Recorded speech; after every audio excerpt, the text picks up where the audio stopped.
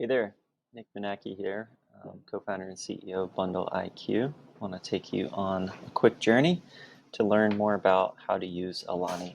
So today's the first day that we launched ALANI into full production. So we're out of public beta, and now everyone that signs up for bundleIQ can start to use it.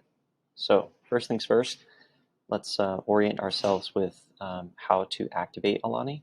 If you press Command-I, ALANI will pop up, and you'll notice that it will kind of indicate where you are in the app. So in this case, I'm on the dashboard, which means all of my workspaces ALANI will have access to. So if I click into a single workspace and Command-I, so now this is just on this workspace.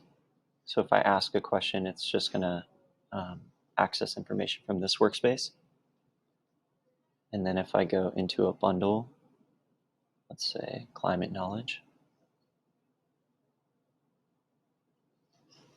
and press Command-I again, you'll see that ALANI is working inside of this bundle, which means all the documents inside of this workspace.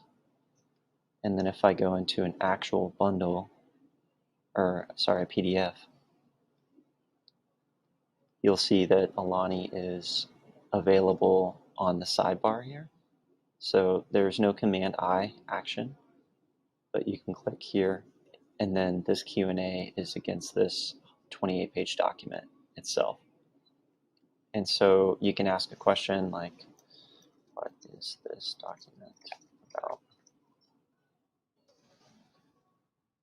And then it's going to load and basically tell you what this document's about.